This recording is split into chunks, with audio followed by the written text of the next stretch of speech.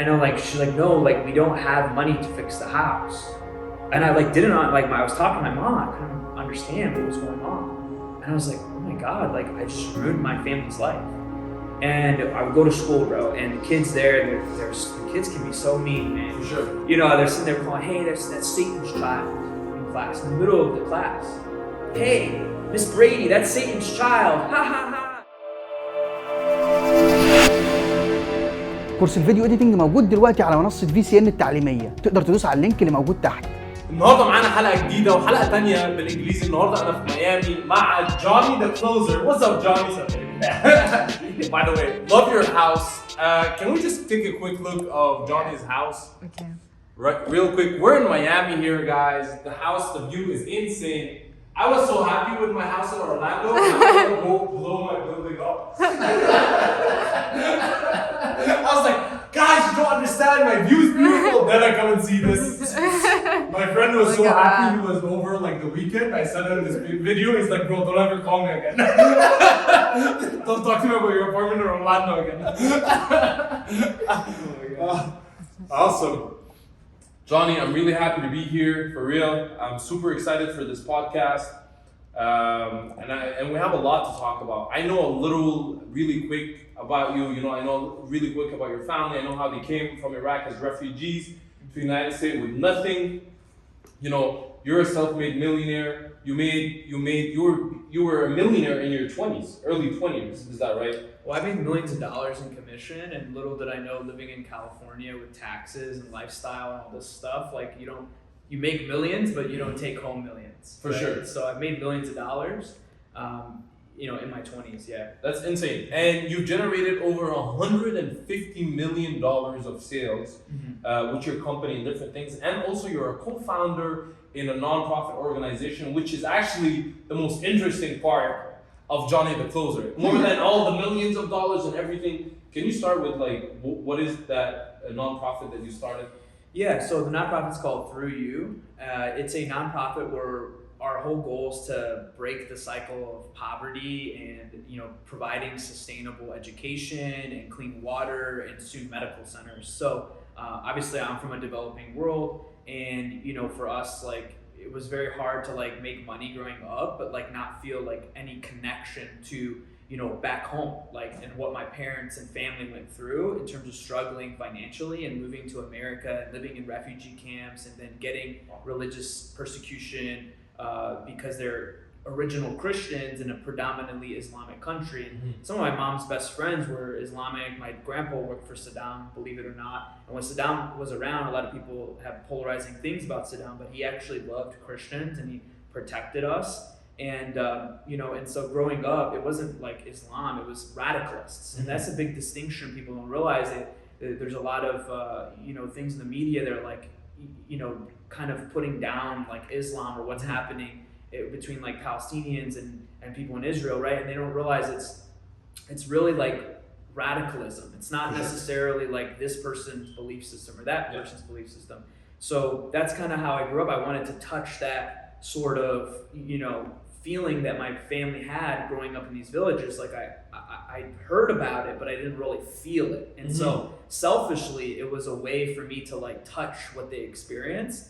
And like I started it just because I wanted to like give back in a way, because I made like millions of dollars of commission in my 20s. I started my business 3-4 years ago, and I was going great, and I just was Youssef, I was just completely unhappy.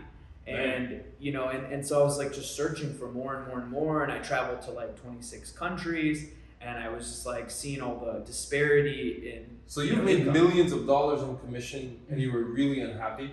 So can you take us before making millions of dollars? Because if you say that right now, most people are gonna be like, yo, this guy is like, is this guy kidding us or what? You know? He's making millions and he's saying he's not happy. Yeah. But I've been trying to make people understand that, and I'm starting to understand this. Like in my career, I haven't made millions of dollars yet, but I'm getting more and more comfortable. Yeah. And I feel the more money I have and the more comfortable I live, doesn't make me more happy. Yeah. You know, at all. Actually, I feel like 2-3 weeks ago, like I really want to buy a Lamborghini, right? So I really want to buy a Lamborghini because I love car, but I realized that me wanting to buy that Lamborghini and looking at the cars every single day and shopping and worrying about how am I going to make the payments or am I there yet? I realized it's making me more unhappy than happy, because I know when I'm going to get it, I'm going to drive it for a few times and then I'm going to look at something else to buy. Yeah. So I realized that the Lamborghini is not going to make me happy. I'm like, and I was convincing myself that this is what's missing for me. Yeah, for sure. And I think like growing up, I grew up really poor with my mom. My mom and dad got divorced. They were the first divorce in my culture's history from my village, which is like divorce is not allowed in an Assyrian family, and especially in the village that we were in. And my mom and dad were the first divorce. So you could imagine this was like crazy dramatic in like my church and in my social circles. And so disown you.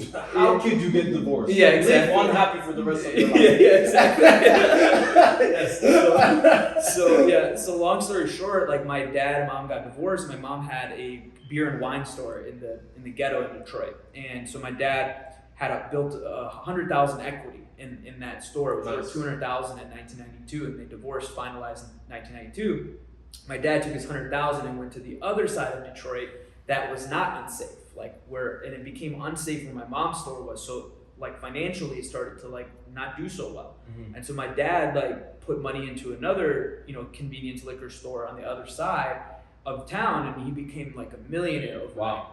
And so it was like that book, Rich Dad, Poor Dad, but it's like Rich Dad, Poor Mom. And so my dad was a millionaire growing up, and he had all the nice stuff, right? He had, 3-4 Rolexes, trading them out all the time. He had a brand new Maserati, a brand new S500, right? All these nice things. He had, the 17-acre house, right? And he was just always just unhappy, you know what I mean? And it was just like never enough. It was like always comparing, his cousin. Did you feel that you guys were happier with your mom, with your brother, and you guys were having fun all the time? We had no furniture in my house growing up, so we were like scared to invite people over because we lived in the ghetto, and then we moved to the affluent area because my mom was tired of like, things happening. Like, I at 5 years old, my nose was broken by a 25-year-old playing video games. My brother was getting in a fight with someone we used to hustle people in nearby liquor stores. My mom had Mortal Kombat in her liquor store, and so she used to give us unlimited quarters to practice, and then she bought the manuals. So if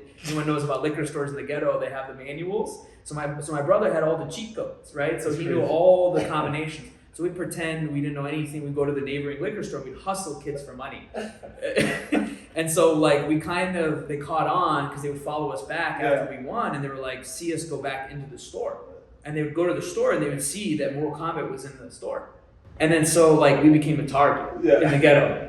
And it's kind of scary. I know it's kind of funny, but like, growing up, my brother, like he became a target. Like my nose got broken when I was a kid, but then my brother Andre was playing basketball one day and played for money, and he won. And he actually got stabbed in his back from the top of his shoulder down to the center. So it was like nothing vital was hit. But as soon as I had, my mom's like, we're moving out of the ghetto today. Like, we're not doing this anymore. Like, we're not going to be here. So we moved to like the safest neighborhood, like the affluent neighborhood. Yeah. But we're so poor, we just got a small condo, and we just had no furniture. That's crazy. How do you feel your mom's like? But we were happy, bro. We were happy. Like with no furniture, we were way more happy than my dad, who had like 100% all the stuff. Yeah. How do you feel your mom? Because your mom moving to a nicer neighborhood means, like I'm pretty sure financially she might have not exactly all the means, but she's ready to do the sacrifice. Yeah. How did your mom sacrificing her life for you guys make you as a man? Yeah, that's a good question. I think like what's cool about my mom is that like what's really cool is like my middle name is Estefanos, which is like my grandpa. His name was Estefanos, and he was like the king of the village, right? He took care of all my people. He used to go and pass out food on holidays. He owned the biggest bakery in North Iraq, and he had a bakery, a restaurant, he had a hotel, he had a farm, everything, right? So he was a very wealthy guy, and he took care of the neighborhood. People loved him, but radicalists didn't like this. And so my mom had like a 9-bedroom house. She had 3 maids that like lived with us, but they were part of the family. It wasn't like we were some like elite, arrogant family. You know what I mean? It was like everyone loved us in the community because we were so generous, so loving, right? And we would take our shirt off our back for someone, right? That's just how I grew up. It was that culture, inviting strangers over for chai, tea, right? And just getting to know them. And so that mentality was like, we had an abundance mentality from day one, you know? And you know, my grandpa, Estefanos, he got kidnapped because they were like, just radicalists were like all about extortion of power and money. And so they kidnapped my grandpa Estefanos and they waterboarded him for 2 weeks. And my family in the village, they put together money. My family put together money. They were trying to give him the radicalists $45,000. And back in 1968, that's like probably millions, you know, at least hundreds of thousands, right? And they didn't care about the ransom. And my family was like, what is going on? Like, why won't they release him? You know, and they just kept drowning him every day, drowning him for a few hours, not feeding him anything, just torturing him. And then one day they finally just let him go after 2 weeks. And they didn't take ransom, and they just said, listen, we're gonna let you go, but your whole family has to convert to Islam, and you have to sell us all your businesses for $1. If you don't do this in 1 week, we will come back and execute you in the village, public execution. And at that time, your mom was still there? My mom was like 8 years old. Okay. And she had 4 other siblings. Wow. So my grandpa, he owned a farm, right? So I'm gonna let my dog Rocky go. Go ahead, Rocky. So he owned a farm, right? And so he would, I don't know how you say, we say chabusha in like Aramaic, that's how we say apples, but he had a station wagon in the 60s, and he loaded up the station wagon with his wife, Sabiha, that's my grandma's name, my mom's name. And so it was like Istefano Sabiha in this station wagon, and my mom and her 4 siblings are laying underneath this milk crates of apples. Wow. And so he put a quilt over these apples to protect, to hide his kids underneath, because God forbid they knew he was fleeing, right? If they knew he was fleeing, they might be paid by someone at the border, right? And someone maybe kidnap them again and say, hey, this is happening. So long story short, he loaded my mom's siblings up underneath these apple carriers. And my mom said it was like the longest minute of her life when they went to the border to cross. And he said, hey, I'm going to Jordan for the weekend. I'm just looking to sell these apples. And they said, okay, we want to inspect your cargo. And so they open the cargo, and all they see is apples. And my mom and her siblings held their breath like this for like a whole minute, so that when they breathed, it wasn't their stomach doing this to the milk crates, right? And so they looked at them for like a minute. They kept looking at their documents, and like my grandpa was just like losing his mind from what my mom described.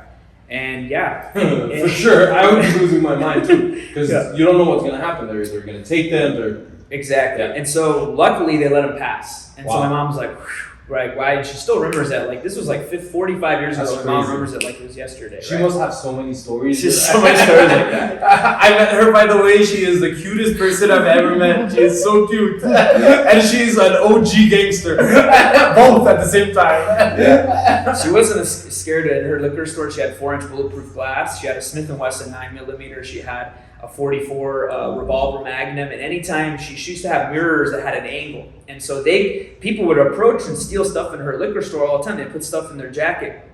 And my mom used to take care of people in the hood. She had all African American employees. She would make a Southern soul food for everybody. She took care of the people, right? They loved her. Yeah. But every now and then outsiders would come in. They don't know who she is. They see her. She looks white. She's small, 5 foot, blue eyes. She doesn't know she's from the Middle East. Like, they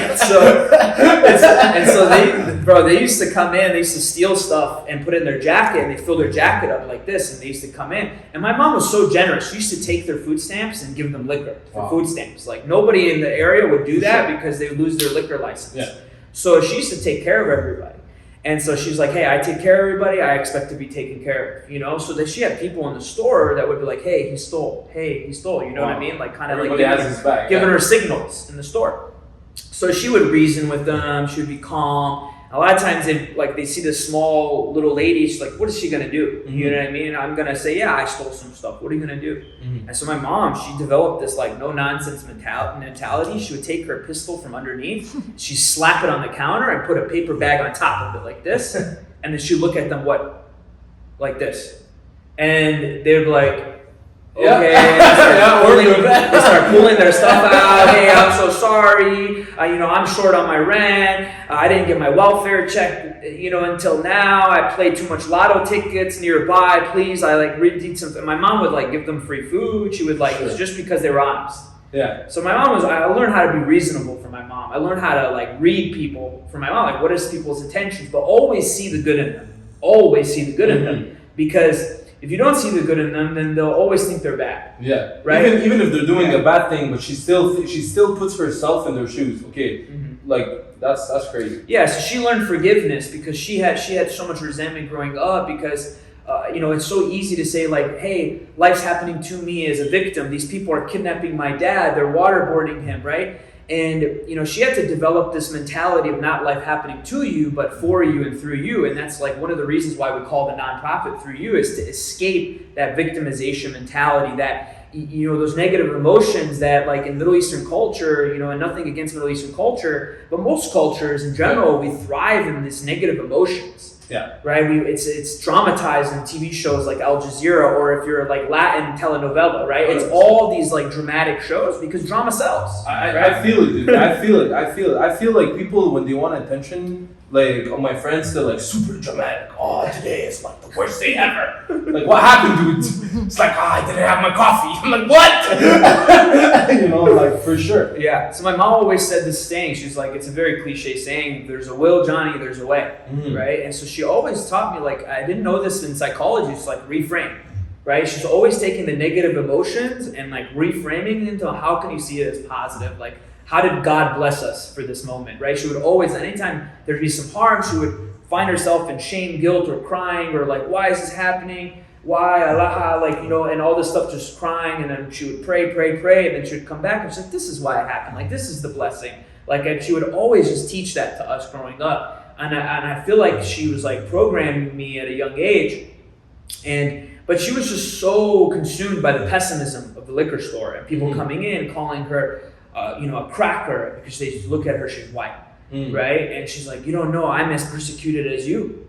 I'm from, Iraq. And that's how she got so close to people in the hood, is that people are wow, she's contextualized, she understands, she's culture, she understands adversity and persecution and discrimination and all this stuff. Yeah. And so it was really cool growing up, bro. It was very dangerous and scary at times, but I feel so close to people and God, because I saw so much adversity that I had no choice but to turn it into positivity, bro. So it's crazy that you're coming from all this struggle, your whole life growing up, complete real struggle. Mm-hmm. You know what I mean? So the kid in you, if you would see if you would come and see yourself when you were 15 years old. Mm-hmm. Would you imagine living in a place like this today?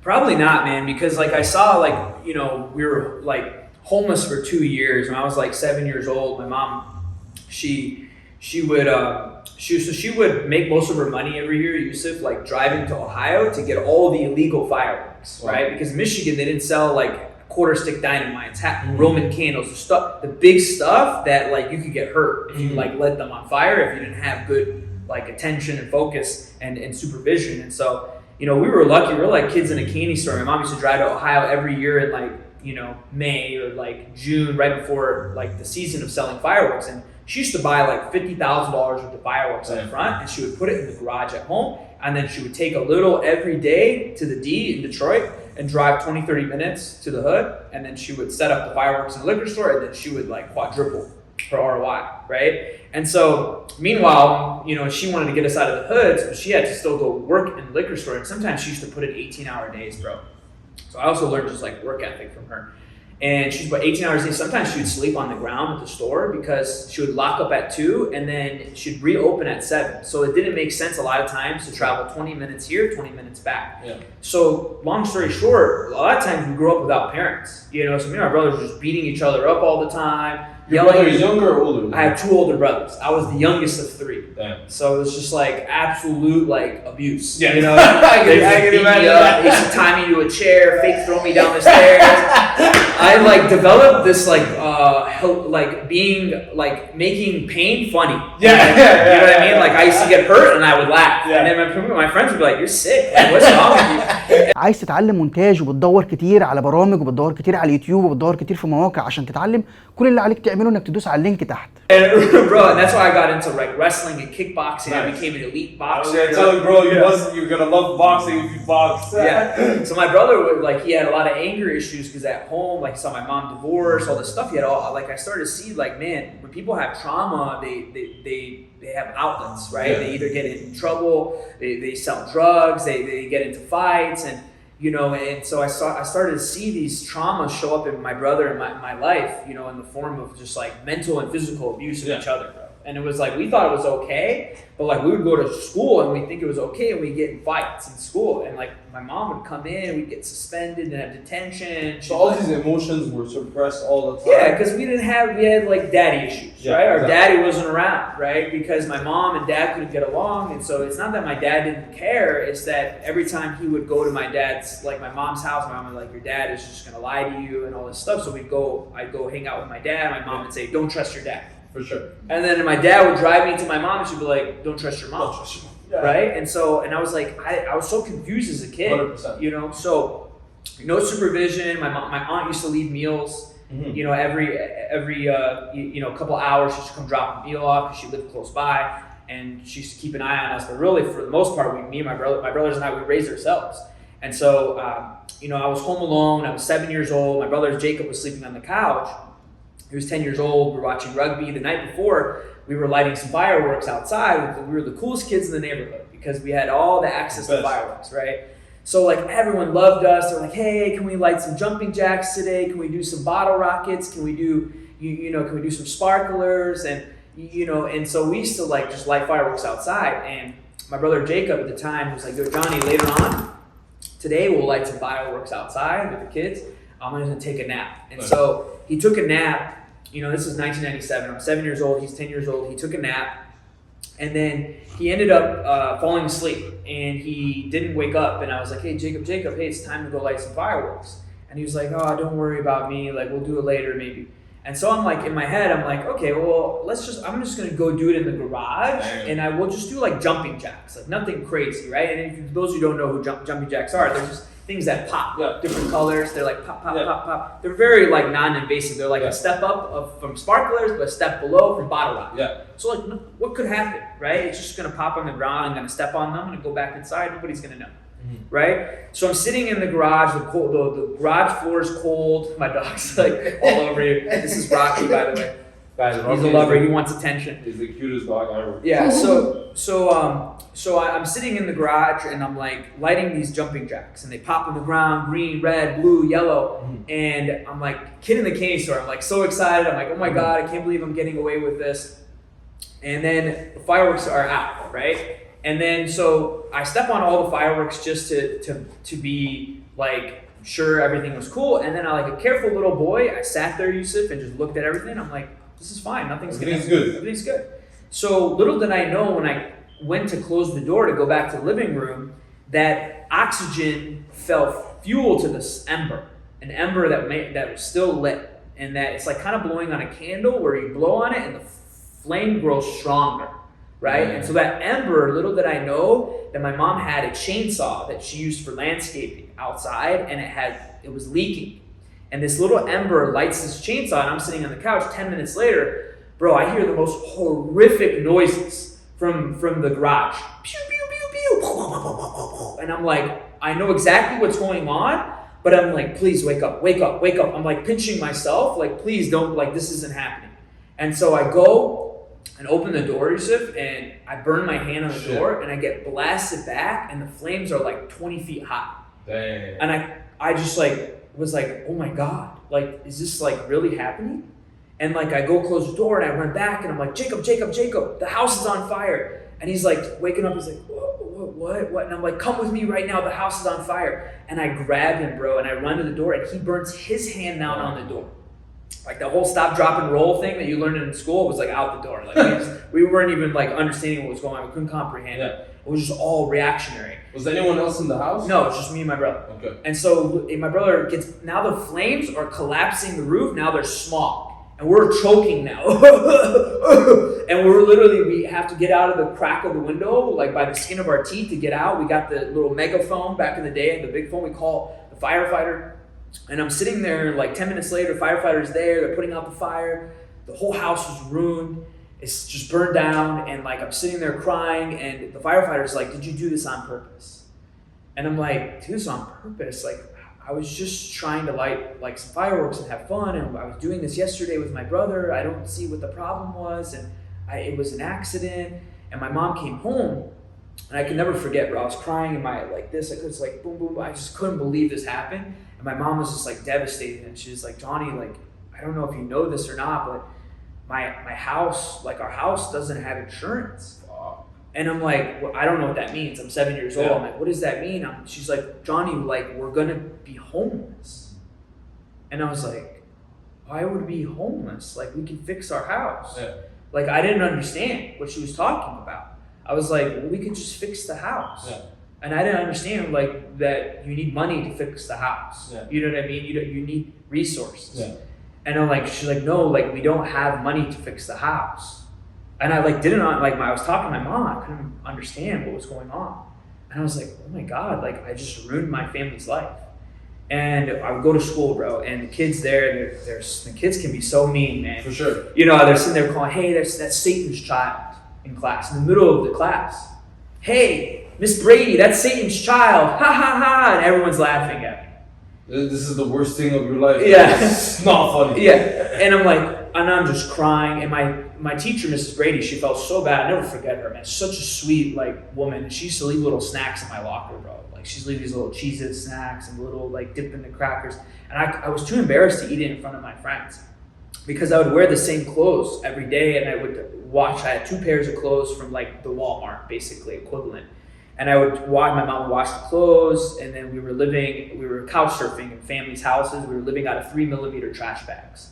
And then we finally got into a motel, and we were living out of a motel. It was like $47, and it was 2 beds, and me, my 3 brothers, and my mom split the 2 beds. And I just never forget like that feeling of going home every day, living on 70-cent lunches, and like eating these snacks that Mrs. Brady got me. I would go into the bathroom, bro, and I would just eat them, and eat them in the stall, and I would just cry while I was eating them. That's a crazy story. So from there, your odds are basically 0 to make it in life, right? It's like if on paper we see it like, okay, Johnny is gonna end up in jail probably. Yeah. Right? Yeah. So what are the tools that made you successful? What drove you to be successful? Is it mindset? Is it school? Is it your dad hooked you up with $1 million to start your business? You like that one? Yeah, I'm actually a trust fund baby. This is his house. He's letting me live in it.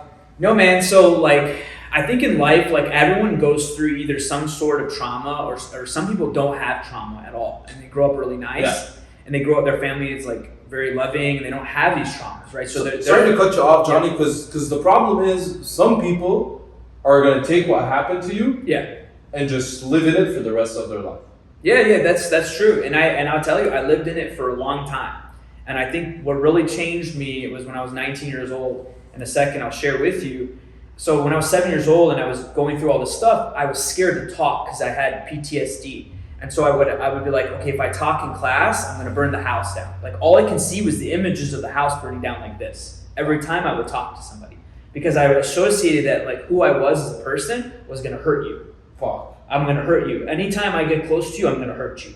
So when my mom said we're gonna be homeless, what I made that mean is I'm not lovable. I can't love.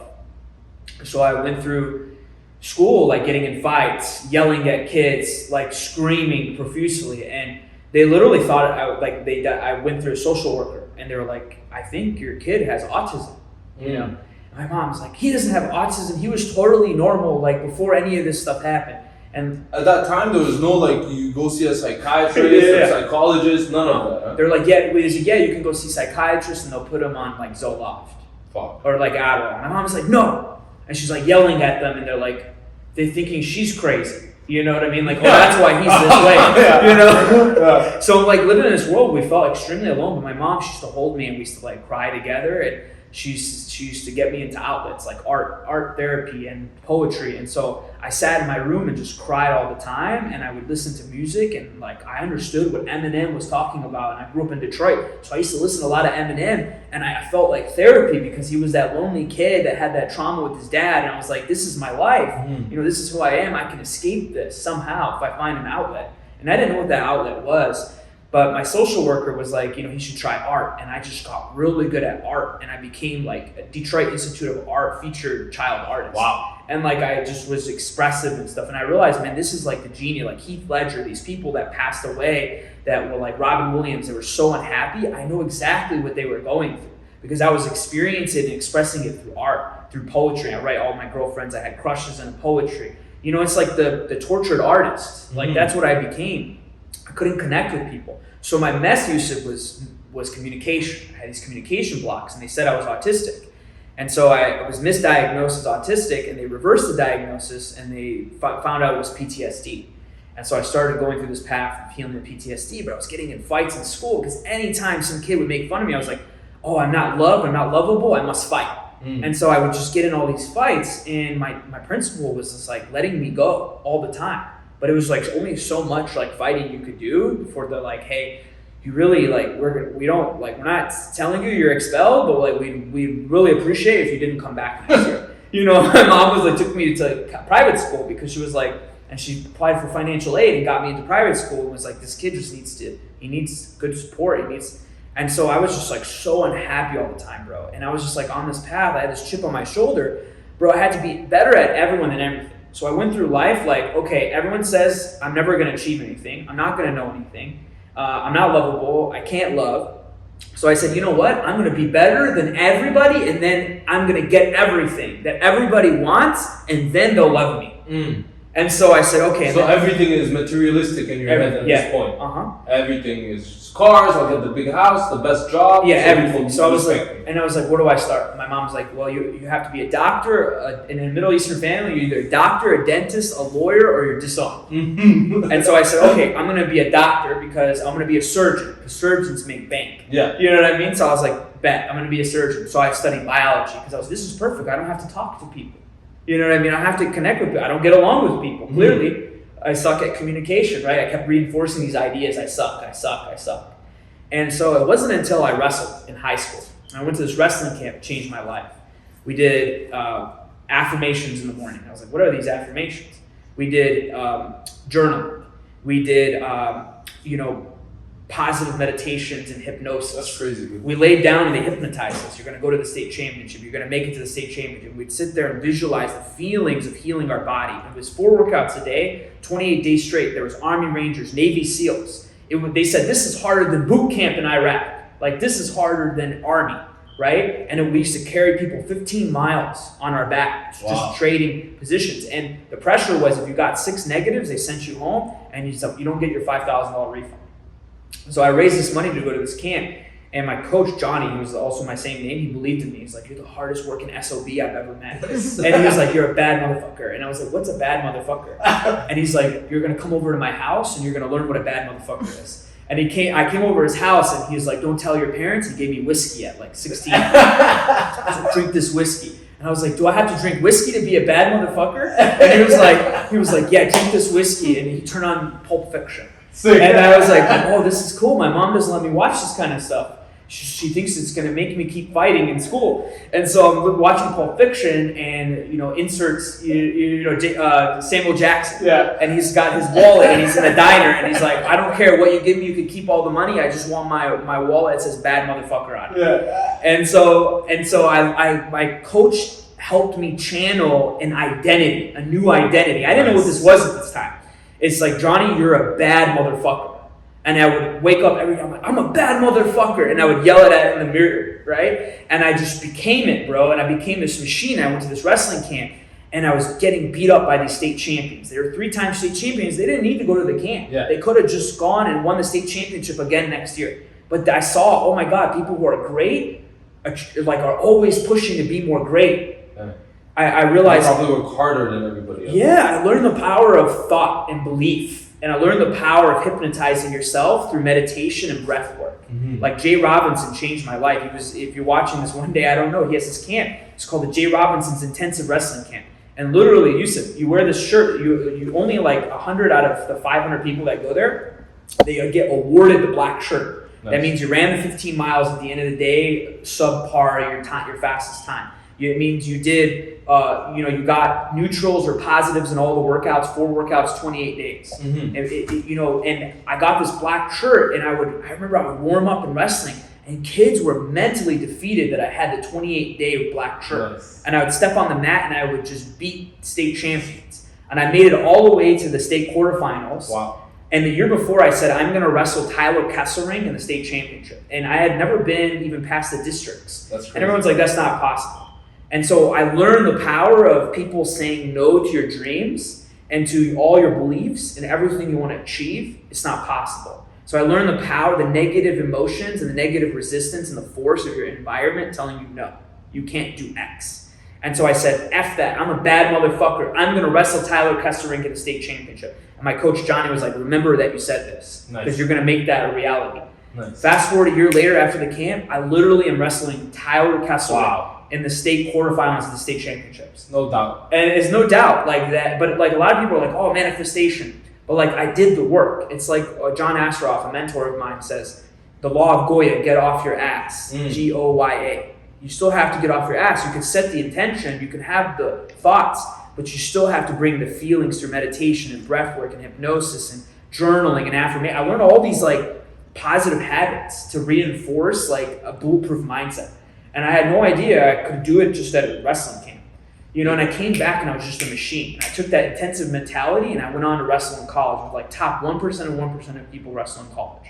And I wrestled 2 years and I beat people who were number 1 in the country, like at the time, like had gone state champions in Indiana, all this stuff. And I only wrestled 2 years. That's crazy. Ever. Right? So like, and these kids wrestled since they were 5 years old. They usually start really, really, really young. Yeah, so I learned about quantum leaps. And the only way you can have quantum leaps in life is if you step into a new identity.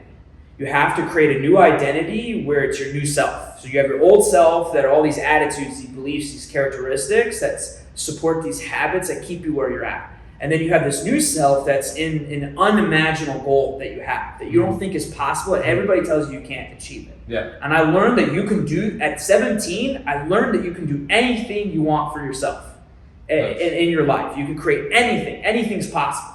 And everyone's like, what happened to you? You're just become this intense person.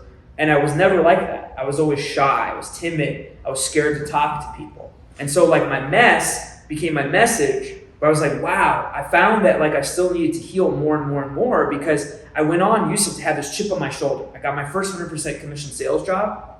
I went against the grain.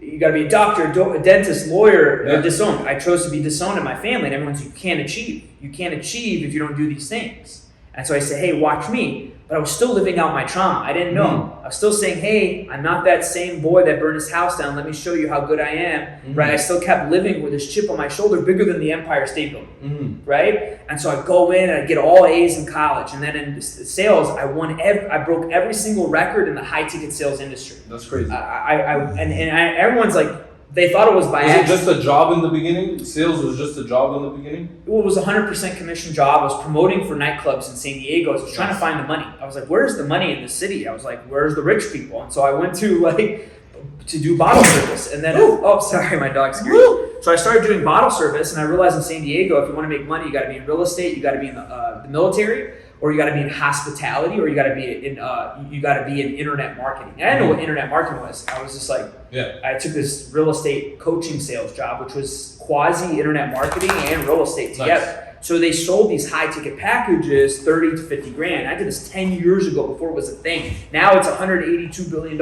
industry, and there's people like Tony Robbins have made $1 billion in net worth selling high ticket packages. And I was like, I went from like going down to my last $150 in my bank account. My dad started to get close in my life because he saw I went to University of Chicago, graduated with honors, and he was so proud of me because his banker was like University of Chicago grad. He's like, you don't know how smart your son is. It's incredibly That's crazy. difficult to get into that school and graduate with honors. So my dad was like, he's so stuck with the material. I achieved finally the material for him. And so then we got closer than ever because he was like proud of me. And, you know, and I still didn't heal. I still resented him a little bit. You know what I mean? And so I made millions of dollars in commission, becoming the top producer at this company called fortunebuilders.com. I broke it's been 7 years since I worked there. Youssef, I still hold every single company record in the history of that That's company. fucking crazy. Yeah, and I went on to consult Ty Lopez for a day at a seminar at his house in Beverly Hills when he was huge. I went on to build 5 different 8-figure companies with real estate coaching influencers that were like smaller companies like Fortune Builders. And I just became like really like well known in internet marketing for being that guy who's that high performing sales coach that could come in and turn your whole sales team around. And I would just started like training, hiring, and placing sales reps and scaling people to $1 million, $2 million, $3 million a month, using high performance, using all the stuff I learned in the wrestling camp and all the stuff I learned working the sales company. That's crazy. So like, you didn't talk about how university helped you, or how this, you know, or how this. It's just everything that's mindset. Yeah. And how you push yourself. Yeah. Yeah. You know, the university, what it taught me to do was overcomplicate shit. It was like complexity was the enemy of execution, is like what I learned from my mentor, that 9-figure mentor. And I learned how to think really well. I learned how to analyze things and look at all the pros and cons. I learned how to look at all the pros and cons of like any opportunity, but I would get like decision fatigue and indecision and just like overcomplicating things. And little did I realize that like entrepreneurship is really just about taking imperfect action. And I didn't know that at the time. And you know, school teaches you how to study, take a test. Study, take a test. And so there's no real action and no real pivot. But all the best companies in the world, like YouTube, they were like a dating platform. Like people didn't know they were a dating platform. You post your video about who you are, and then they'll match you up with someone who's like you, that you can go on a date. And then it pivoted to become the biggest video platform for online search engine optimization, and later bought by Google, right? One of the biggest acquisitions. 100%. And it's all from pivoting. But school taught me to study. So I got really good at sales because I studied all the best people on my sales floor. And I saw they all had 20% close rate. And I was like, wait a minute, they're all had 20%, 30% close rate. How do I get higher than that? هتلاقي تحت لينك دوس عليه هيدخلك على منصة VCN التعليمية تقدر تتعلم فيها الفيديو اديتنج من البداية للاحتراف. Not how can I get like them? Yeah. How can I beat these? Yeah. I was always thinking about how can I beat something so that my dad can love me one day. That's you know what I mean? So that my mom can love me, so they can forgive me for burning the house down. It was always from that identity. Like little did I know, even though I transformed myself a ton, I still had healing to do. Right? And so long story short, like I don't tell people I went to a University of Chicago, graduated with honors to impress them. I want to impress upon them that I learned more from working inside of a 9-figure entrepreneur's company who went to Yale, by the way, and then completely said traditional education is broken and learned nothing from traditional education. He bought a high-ticket coaching program for $40K to teach him how to buy and flip houses. And then he's like, oh, wow, I can flip houses and I can teach it like the person I bought from. So he flipped houses, made millions of dollars, but he made over $100 million a year teaching it. And that's what I learned is like the power of doing versus teaching.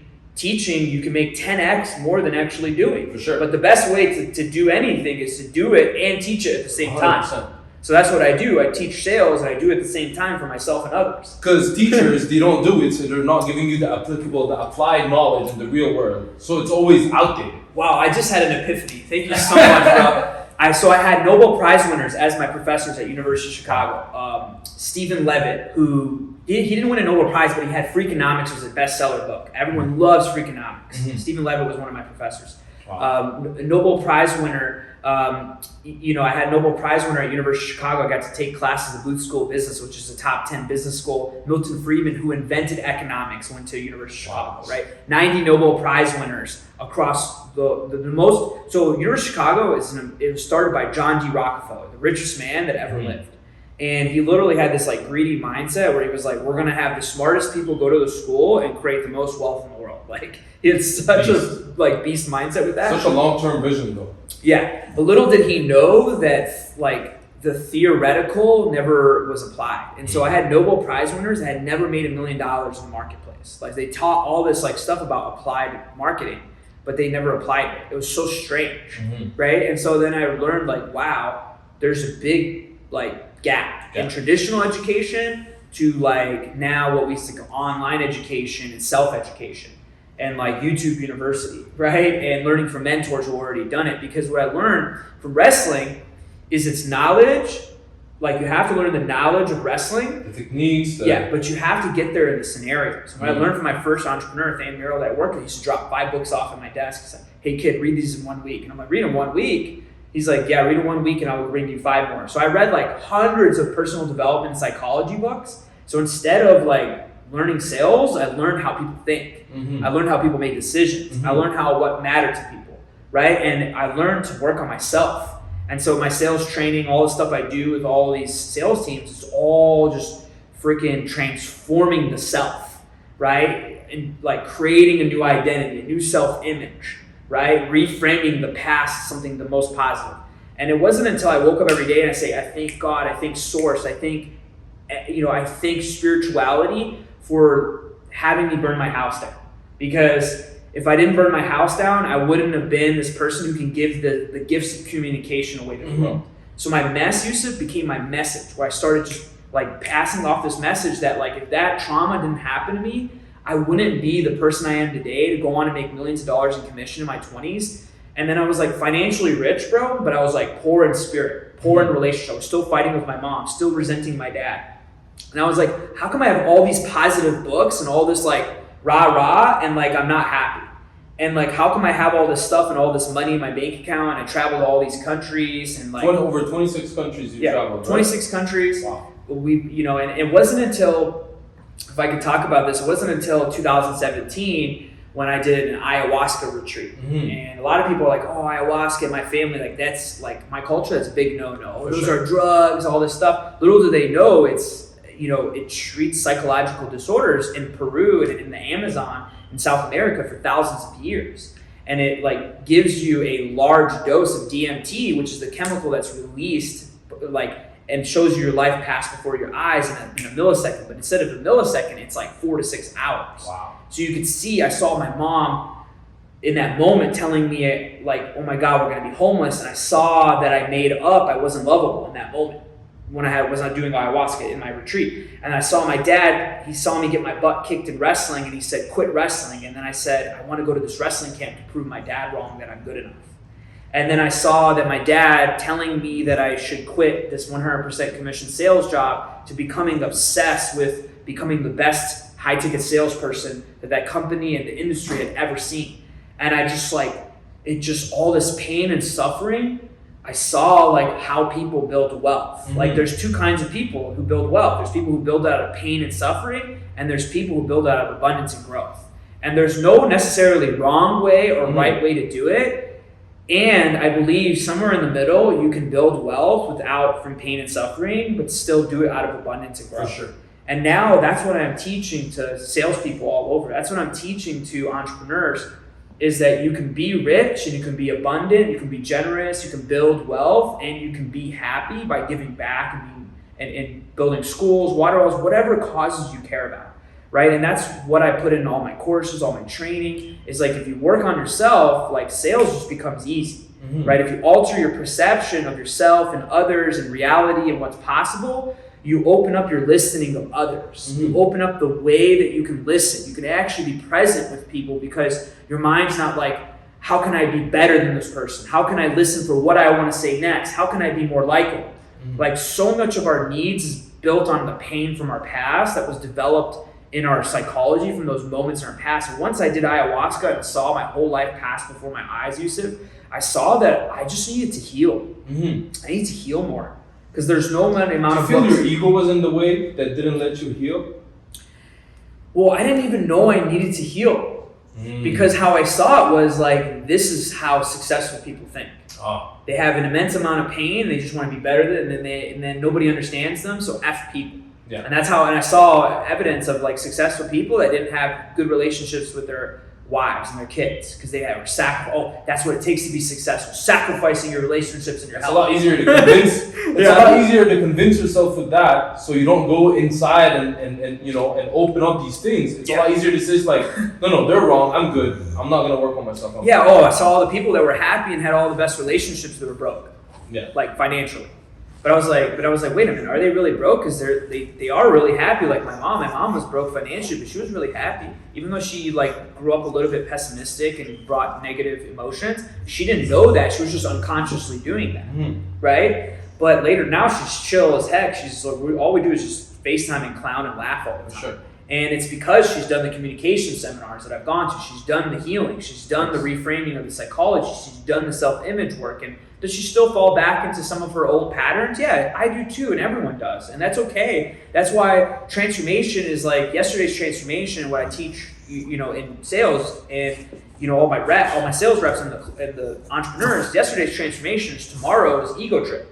Nice. So you got to always become better because you take your like transformation into who you are and you take your old self into your new self always, and then you just stop being present again because you're like, oh, I'm ahead of where people are at. But transformation is not being about ahead. That's why I read all the books, but I was not happy and I didn't have good relationships, because you could read all the books about relationships and all the podcasts all you want, but it's not going to change who you're being behind your actions. No. So I understood you have to change who you're being by getting more grounded and really, really bring the feelings to you through hypnosis and meditation and breath work and writing your thoughts and feelings and attitudes and getting feedback from people and collecting that feedback and understanding that you have to transform it in order to get closer to yourself, in order to get closer to existence, God, spirituality. And so I started just going inward, bro. I started just going inward, and I just started spending a lot of time by myself. So do you feel that you should work on this when you become successful, or because you said you became successful because of your pain, right? Yeah, so I it's kind of like a topic that we talk back and forth with my entrepreneur friends, is some of them haven't healed and they're so wildly successful and they have like all the cars, they have more stuff than me, right? Mm-hmm. But they're still dealing with a lot of pain that I was dealing with as a kid. Like you could tell they're not at peace, right? And you know, instead of judging them, I just influence them over time, because like judging someone is like admitting you haven't really transformed. Because if you're at peace with yourself, then you shouldn't be like projecting any insecurity by telling someone that they have to change, because no one really needs to change. Everyone's perfect the way they are, and they have barriers, right? I have gifts and I have barriers. You have gifts and you have barriers. This is why doing business together makes sense. This is why building relationships makes sense. You make me more and I make you more. We grow together, we evolve together. That's what makes being connected so powerful, right?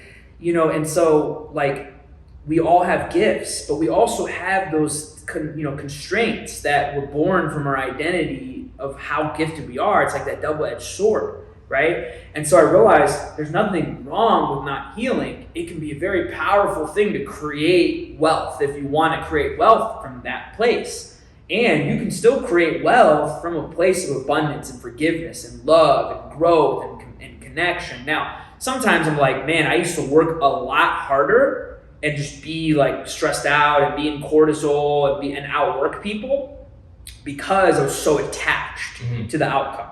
And I'm kind of in the middle where I want to work because I love to work, because I know I'm providing value to the universe, because if I don't work and I don't work hard, I'm not leaving my mark. I'm not giving away my gifts. Like William Shakespeare said, you know, the meaning of life is to discover your gift. The meaning of life is to find your gift, and the purpose is to give it away. And if you're not really like pushing every day, you're going to fall back into your old patterns of just being inconsistent and lazy, and you're not going to live to your potential. Like human beings have a natural propensity to want to be more, right? And so the wanting to be more doesn't have to be all the stuff. Right? I get more compliments on my $5 scarves that I got from the middle of the mall in frickin' Florence, Italy. Like when I was traveling with my mom, I took her to Florence, Italy I took her to Italy, Spain, Greece for a month. And I was closing high ticket packages from the hotel room when she was sleeping. And I was like, Mom, we just paid for the whole vacation. She's like, what?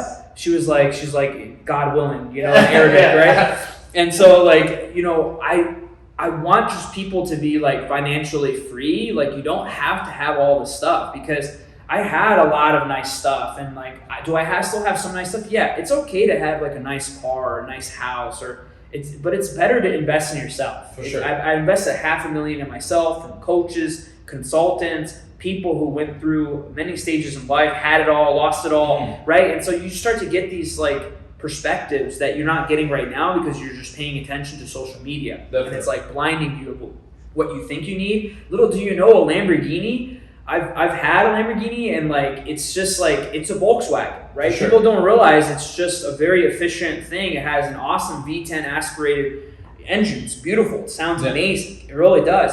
But it's a piece of junk car. If you crash that car, you're dead, right? People don't realize that, right? And so I drive a BMW because it's a quality car. It's German. I know I'm going to be safe if I get hit in it, and I don't attract too much attention, right? Because when you have certain things, you attract different things that may or may not serve you. So you have to really check in with yourself and see like what matters to you. What is this? What sort of relationships is this going to bring you? What sort of is this going to bring me closer to people and God and spirituality, whatever you believe in? And right? it can affect your identity and who you are. You know, you Yeah. can become like, you know, you think that you're that car, which is have nothing to do with you. Or your happiness is that car. Or people see you because you have that car.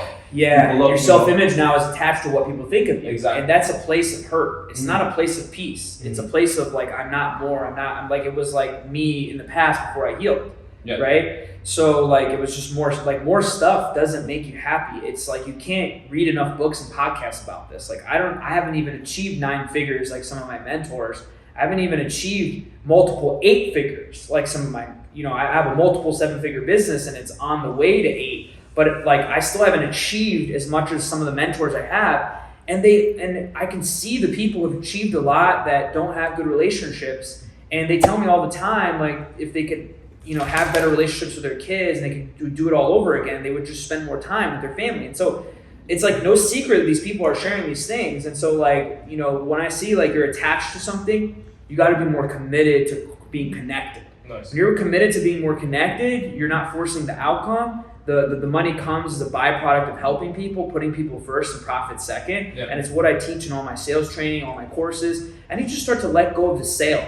Like I call my program a certification program because I know people are attached to the material. So when they get to my program, Youssef, they think they're going to get this graduation thing that their mom will be so proud if they got that University of Chicago honors degree like I had. And then I realized I got that degree and nobody really cared. You know what I mean? And I realized, oh man, that doesn't make me happier. I got all these sales championships and I realized that didn't bring me closer to my sales colleagues. Like, I was arrogant in my 20s. I had all this money and I was just an asshole to my sales colleagues, even though they were the ones who helped me get to where I went. But they saw my heart because they saw like what I went through. So they forgave me. But deep down inside, like after I did all the healing, the ayahuasca, the communication seminars, the rewiring, the psychology, and all the self-work, I called every one of those people and I apologized to them. And most of them were like, what are you talking about? And then I realized forgiveness doesn't really happen out there with that person. Peace doesn't happen out there with that person. It happens within yourself. But there's an impact of the mark you leave on people through trying to prove something, trying to be better. You make people feel smaller sometimes. And I realized that doesn't bring me closer. Being successful and being financially rich and being poor in spirit and poor in relationships doesn't make me happy. For sure. So now the basis of my courses and my training and everything I do and teach when I speak on stage is the quality of your life comes down to the strength of your relationships. Wow. And the strength of your relationships comes down to the intention and empowerment inside your communication. And the intention and empowerment, I get goosebumps saying this out loud. The intention and empowerment of your communication starts with empowering and being intentional to love and be connected to others. Wow. So everything starts with the communication to the self, and then it goes to the relationships, to the groups, to the communities, to society and world. So I have all my closers and entrepreneurs study Martin Luther King, study Mother Teresa, people who are world level influencers. Right? They move the world with their words. Because if they can move the world with their words, and you can channel even a fraction of that, and you can believe it, and you can really, really have it within you, and you can empower people on the phone, the sales is just easy. But most people don't come from a communication and a standard outside of themselves, way bigger than themselves. And that comes from when I went to go build a school in Malawi, Africa. to go build a school because I was like, man, what is the meaning of life? Like, I have like this money, and I'm sure I'm nowhere near any of my mentors. I'm not the most successful person by any means, but I'm still unhappy. I have all this money and I have all these and it was like on this path of transformation, bro. And I went to Africa and I went to build a school for these kids. They had never seen electricity. They never seen running water. And selfishly, bro, I was there so I could touch what my family felt in the village. It wasn't really to give back. Like, and I can honestly say that on camera right now, because now it is that's about, very important for you to know. Yeah. Super important. Yeah, and it was like selfishness, but I would lie to people because I still was insecure about why I'm giving back. And then I realized, like, man, I don't have to lie. I can just tell people the truth. I feel unhappy. And I want to feel more happy. And if I feel like if I give back, maybe it'll make me a good person, right? And then I realized, wow, the good person happens from just feeling that you're a good person. For sure. And all that hypnosis I did in the wrestling camp came back to me. I was like, whoa, they would hypnotize us to like be a state champion and bring the feelings of being more and doing more and giving more. Somehow I forgot about those rituals in my 20s, and I didn't do the hypnosis to heal more because I thought it was like, okay, you can do the hypnosis to get what you want. I was like, but I didn't want to get anything else. I just wanted to be happy, and I wanted to be connected to you. You know what I mean? Yeah. And I realized, wow, if I'm just generous and I don't expect anything and I really feel for what someone's going through and I develop that compassion and empathy that we all are lacking to a great extent because of social media, because of it misogynizing material and being discriminatory and putting material over connection, and like not being vulnerable on the internet and showing all the highlight reels on the internet. And so vulnerability, what I teach is the access to connection. And you have to be extremely vulnerable about who you are, and you have to be deeply interested in what vulnerabilities, what someone's been through, and see them in their most vulnerable moments, and be so curious about them to truly feel the love and peace and the connection that you desire, if you desire it. And so when I was in Malawi, Africa, I was so selfish thinking about what can I get out of this for myself? Instead of, man, I raised all this money and I was saying I'm going to do all this good stuff, and here I am complaining that I'm nauseous in this bus ride because I don't have my clean water that I always have. I don't have all the, the amenities that I want. I don't have, the food that I like to eat. And blah, blah, blah, all of this inner bitch shit, right? And I was just being in my inner bitch. And I was just like complaining and making it all about me. And I'm like, wow, that's what I'm here to transform. It's not all about me, right? And I'm making it all about me. And here I am to discover it's not about me. And now I'm making it about me. It was like, whoa, it was like seeing myself for the first time, putting up against what I wanted all along, was just to be that little boy that lost his innocence, that reclamation of innocence. And all we are is our inner child. It's like boys and girls, we're just not healed from our past. We're living out we don't even know it's affecting us because it's unconscious and it's suppressed. So a lot of people will listen to this, shut up, you're just trying to take me through a 12-step program. It sounds like Christianity or a cult. All this stuff that just really keeps their resistance. And whatever you resist, what I learned is it persists. So if you resist getting connected, you won't get connected to people. So now I stopped. I was like, you know what? I'm going to stop resisting.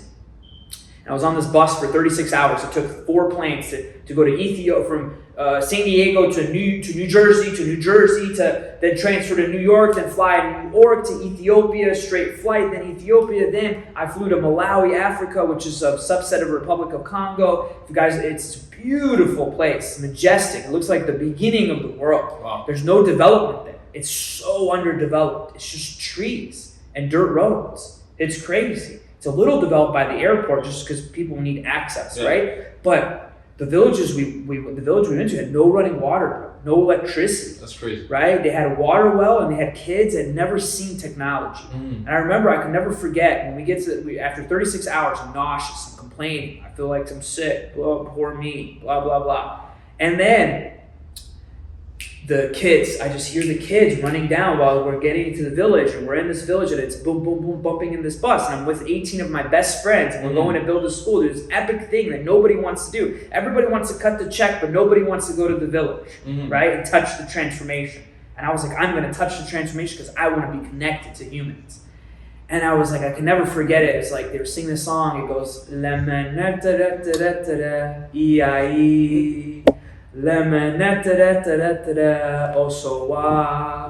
were just singing that over and over and over. Nice. And I got goosebumps, right? This was 3.5 years ago, bro. And they were banging on the bus. They stopped us from coming to the village. We still had a mile to go. And they were banging on the bus. They're like, come out, come out, come out. They're smiling. They've never seen us.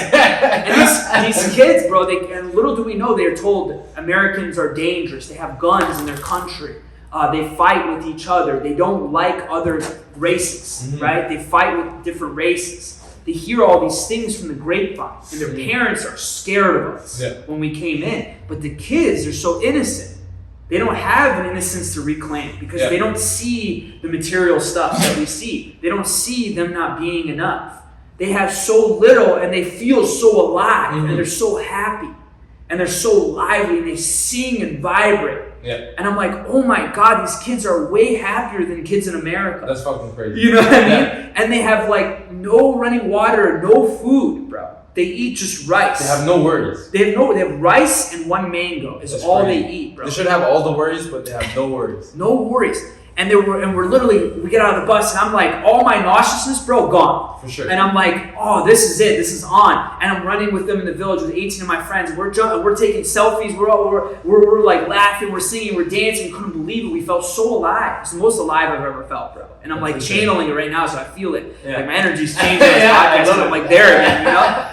And like, bro, they literally was like out of the movie, man. They sang and danced for us for like 3 hours, doing all these songs. They prepared for months for our entrance. That's crazy. And because we're building a school and they never seen a real school in their life. They just were studying under trees with rain pouring on them in the trees. And all they have is a water well and they have bacteria and viruses and they get sick and kids die from malaria there. And kids' teeth get rotten, you know, because they don't have access to anything. Yeah.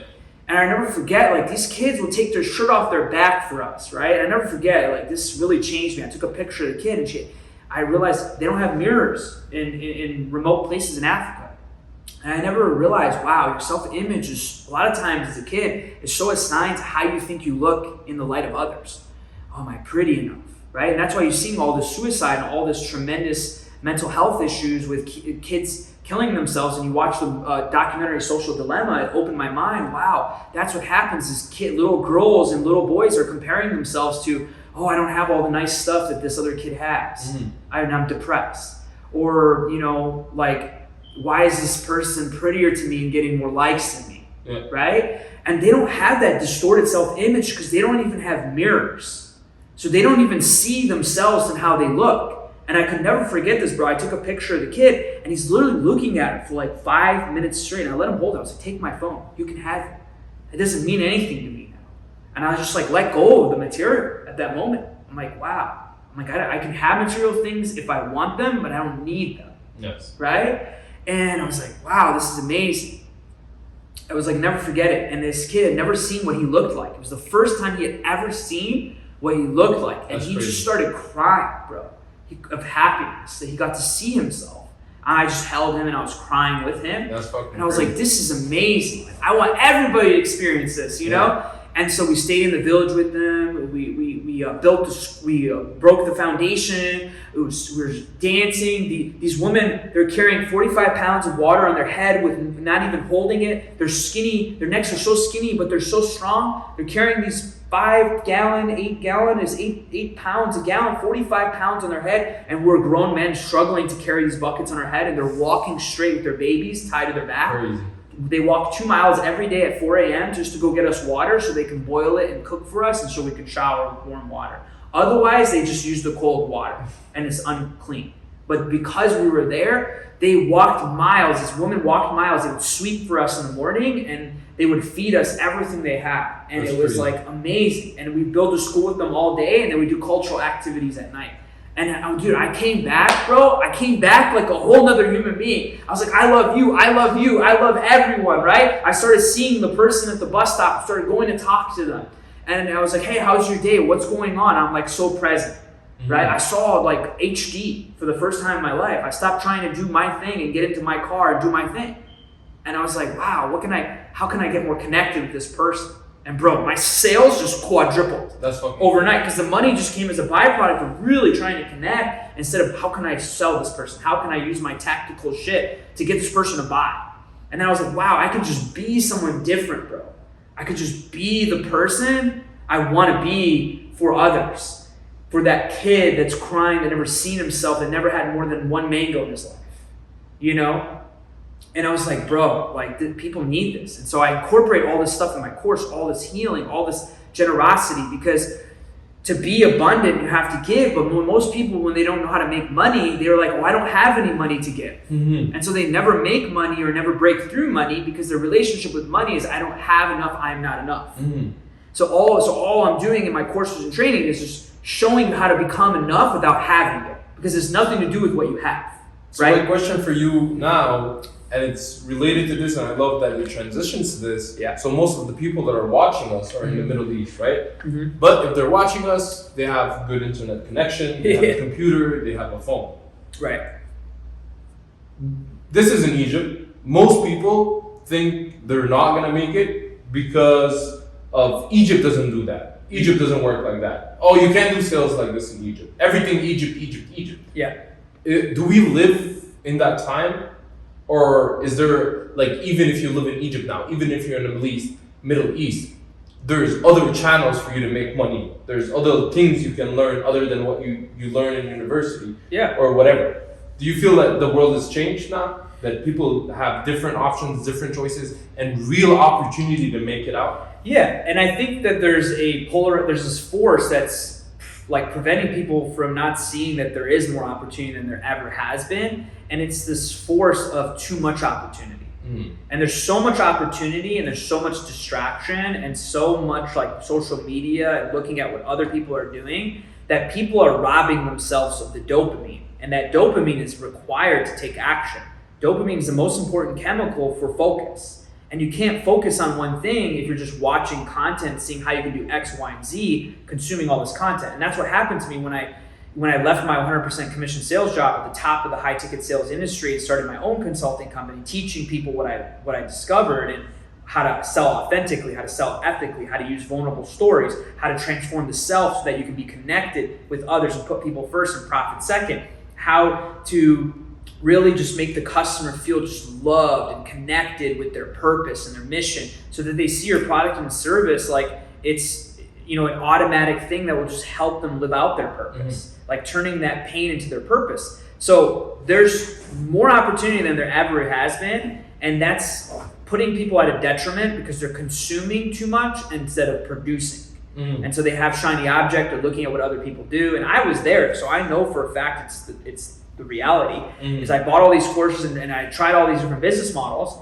And that's why I love sales, because it's the only thing that you can't have a robot do, right? And we're moving towards technology, and you're having AI, you're having technology replace humans everywhere, right? Customer service, everything, HR, you name it. Yep. The only thing they can't replace is the salesperson. For sure. And a salesperson that really believes in the product and service they're selling and sells so authentically is such a hard commodity to have in this universe that people will pay hand over fist to have someone who trains and is skillful in sales, as long as they're authentic and they represent someone's brand. And now, because of COVID, people are so open to letting you work remotely, which is why I call my company Remote Closer and Remote Sales Team Mastery, because it's so timely. People want to be remote, people want that flexibility, and they just don't want to take all the risks of buying, like starting their own business, right? Because there's risks of starting a business or buying, you know, a Forex course and buying a computer and learning how to trade Forex, right?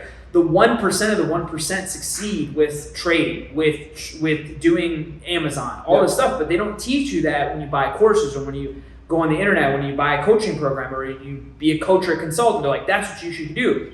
And why I do what I do is because, you know, it's the most important skill set to be financially free is sales, influence, and closing. Because if you can get good at closing, you can be an amazing business owner. For sure. Because you'll never have the problem of bringing in cash. But why people don't ever get good at closing, and they're like, it's never me, it's the product, it sucks, I'm not good for it, I'm not good at sales. Well, good luck, because everything is sales, selling yourself in every single moment. And you've heard that on a podcast and a book, but until you start stepping into like, okay, how do I stop resisting like getting good at sales or doing sales? And how can I like understand that sales is just putting people first and having money be the byproduct of adding value, and then closing is just transacting, the moment of transaction and exchange for that value, realizing that product and service that moment in time. For sure. Right? So sell the dream, sell the outcome. An amateur salesperson sells the benefits, sells the material items. Like when I got my BMW, the guy who was the salesperson the first day on the lot, Youssef, he was like, his first day ever, he was like, I got a white Alpine BMW with cognac seats. And he was selling me the features and the benefits. Yeah. The first thing I teach closers, besides alter your perception, alter your reality, is an amateur salesperson sells the features and the benefits. Yeah. The expert, the world-class veteran, the gangster in sales, the gangster at closing, the remote closer, sells the outcome, sells the dream, sells the experience, what life's going to be like, moving away from that hell towards that heaven, right? Paints that picture like Picasso beautifully, and then has someone step into that picture as a reality. And that's why you're only going to be as successful as the clearer you get on your goals, the faster you get to what you want to do. And so that's why you must transform yourself, and that's why people don't get good at sales, because they are attached to the product and not attached to the connection, the transformation that product provides. So they're so attached to getting. It starts projecting scarcity, and scared money doesn't make money, right? When you're scared with your money and you're scaring people, you're pressuring them, and then they go the other way. For sure. And that's the old way of selling, is scarcity, pressure, fear, not being enough. You suck if you don't do this. Your wife will leave you. If you don't do this, you're not going to be able to pay your bills. This is the old way of selling. Yeah. What I teach is a new paradigm of selling, what I call the quantum selling method. And it's about making quantum leaps in your game, going through the scenarios that I've been through in high ticket, and not doing the tactical stuff, but behind that, the congruence work, doing the self-image, the writing your manifesto and story, living into that every day, bringing the feelings of joy and love and fun and connection to your meditations, channeling your higher self, being someone who's a world influential person, being in that village in Africa, giving back in the highest vibrational state, generosity and gratitude, right? Teach people how to channel that, and then they stop chasing the sale, and they stop selling things just to make money, and they start stepping into a business that they want to launch, that they really believe in, that they can at least have pattern recognition and see other people succeed in, instead of being so attached to, I want to be enough, so let me invent a new product that no one has so that I can stand out. And then their business fails and they run out of money because they're not using what the market needs. They're building something around their self-worth and them not being good enough. So even help the entrepreneurs start to change their high-ticket offer to something they really are passionate about, and then they sell it with ease because they're so congruent with it. And I teach 3 Ps, which is 3 Ps of congruence, is principles, passion, and purpose. If your principles, passion, your purpose are aligned that with the product and service, they're actually buying your congruence. And if they're not, you don't sell it. You don't sell it. Because now you're doing sales instead of enrolling them in a vision. Stop selling people, right? Why sales organizations don't win is because they sell you on how much money you're going to make. Instead of enrolling you in a vision that's bigger than you, of how the money is going to come as a byproduct of helping people and putting them first and profit second. And this is why people go to sales job. And this is why sales organizations just churn and burn salespeople. Because they don't know how to create epic visions where they're putting the salesperson first even. And this is, I fix all these problems in people's businesses, and once they fix all these congruence and leadership and culture, they skyrocket their sales. Because it has nothing to do with the script. Like I hire these like big entrepreneurs, and they've done like 8 figures, and they use the script, and it worked, right? And that's why no one tries to fix sales. Because if it works, then why would we change it? But like I said, everyone was stuck at 20% in my first sales job. So what did I do? Well, I saw what transformation were they providing, and who are they being behind those transformations? And I started to adopt ways of being of 5 different people. So then now when I got the person on the phone that they could make the best difference with, the person that was most like them, most congruent to them. That's what that woman, that Tony Robbins salesperson that worked in my company, there was no secret she connected with couples better than she did the single guy who wanted to flip houses, right? But I was like, how did the other salesperson, Kyle, that was so good at that person, who was he being behind his words? And so I show in my training, why do two people who consume the same information have a completely different outcome? Mm-hmm. Why do two people who say the exact same sales rebuttal have a completely different outcome? You ever wonder like why people do the same exact thing, but one person gets the result and the other person doesn't? Well, it's who you're being. It's the context of who you're being, the attitudes, the feelings, the beliefs. And the only way you can unlock that is through reprogramming the subconscious, opening the unconscious and subconscious, and getting those delta brainwaves, getting those beta brainwaves, influencing that window so that when you are conscious, you're stepping into this new person who you're being versus just saying a script.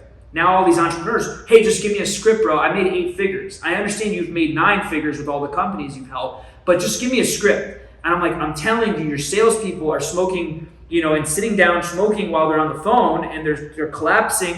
They're not living a congruent life. They're not living to a high standard of health. They don't have the energy and capacity to take a lot of calls. Okay. So their performance isn't there because and they also don't believe in the product and service because you didn't give them access to it. Mm-hmm. You didn't give them access to the people in the programs and in the product services and have them touch the transformation. And they're like, wow, I never really thought of that. So long story short, like when people say, oh, just give me a script, and I say, hey, listen, I've scaled people out multiple 8 figures a year. Have you done multiple 8 figures? Mm. So like, I almost have to influence them through how they like to be influenced, yes. Right? Authority. So now when I'm with my closer, they listen to me and they're like, well, whatever you say, I'll do, right? Versus the entrepreneur he's got there with this self-image and this identity of pain and suffering, right? So what do I know? He's telling my salespeople to meditate. What are you doing giving me this rah fluff stuff? Like, just give me the script. Mm-hmm. And I'm like, I'm telling you, it's not about the script. The script can take you here, but if you want to get to 30, 40, 50, 60% close rate, you have to transform your identity and the way you sell through who you're being by channeling your highest self. How do you do that? You have to go through the path of scarcity to forgiveness, to then vibrating to new thoughts, to then having new beliefs and attitudes that support abundance and gratitude and love and connection. And then you have to be living it in your life. Mm-hmm. And then when you're on the phone, you're like, man, who is this salesperson? He's authentic, he's charismatic, he's loving. He doesn't care if I buy. He really believes in this product and service. Don't you notice that the best salespeople have that sort of mentality? Sure. So then why don't we try to study that? Why don't we break that down? Why do we keep producing these salespeople who are living out trauma and toxicity on the phone, interrupting prospects, not listening powerfully, listening for what they want to say next and just selling the product instead of really caring about the person? Does that make sense? Yeah, 100%. I love it. I really, really love everything. And actually, we're applying this in VCN and our sales in VCN. And I love everything you talked about. Honestly, I really enjoyed this podcast, Johnny. It was an insane podcast. I love the stories. I've learned so much today. Yeah. I personally learned so much.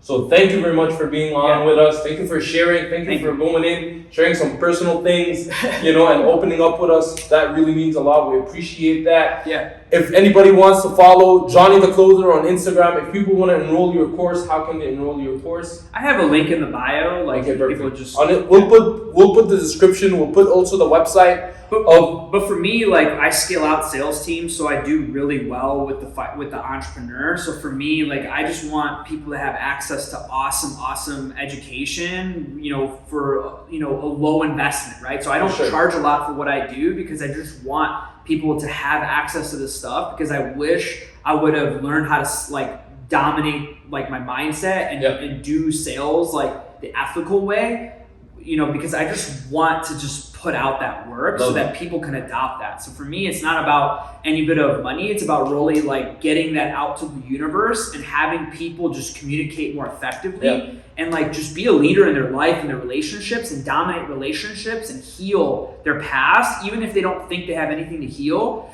Just calling people and telling them you love them is just going to help you vibrate in a way that's just going to have you put people first. So thank you for allowing me to practice my gifts and to talk to your beautiful audience. I appreciate it. It's been an honor and a pleasure to be here, and I look forward to being on in the future. Same here. We love it. We're really happy to have you. Thank you guys for watching. بحبكم يا جماعة. أشكركم إن أنتوا اتفرجتوا علينا. ما تنسيش don't forget تعملوا like and subscribe. Go follow Johnny on Instagram, Johnny the Closer. We'll put his bio there. Thank you, Yasmina, for filming us. No problem. And sitting there. Thank you guys. Love you. Have a great day.